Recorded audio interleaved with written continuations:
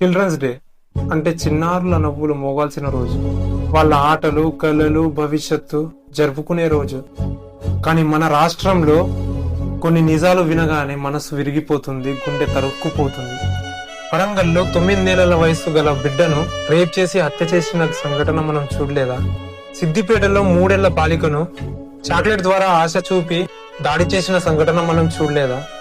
ఆదిలాబాద్ లో 10 ఏళ్ల బాలిక షీటింగ్ సందర్శన సమయంలో భాగంగా గుడ్ టచ్ బ్యాడ్ టచ్ అనే చిన్న క్లాసులో కన్నీళ్లతో నిజాన్ని బయటపెట్టింది.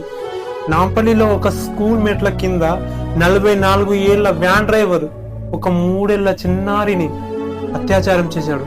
చౌటుప్పల్లో, వరంగల్లో, కరీంనగర్ లో, సంగారెడ్డిలో, సైదాబాద్ లో ఇలాంటివి చాలానే జరిగాయి. ఇవి న్యూస్ లో వచ్చిన కేసులు మాత్రమే.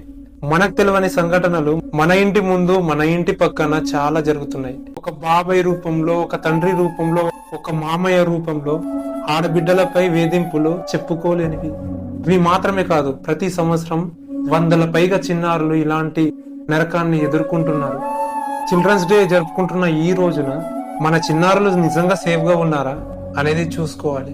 నిజమైన చిల్డ్రన్స్ డే రోజున వాళ్ళు భయపడకుండా ప్రేమలో సురక్షితంగా బ్రతికే రోజు కావాలి. మన చుట్టుపక్కల ఇలాంటి అఘాయిత్యాలు జరిగితే మాత్రం దగ్గరలో ఉన్న పోలీస్ స్టేషన్ ను సంప్రదించండి. జై హింద్.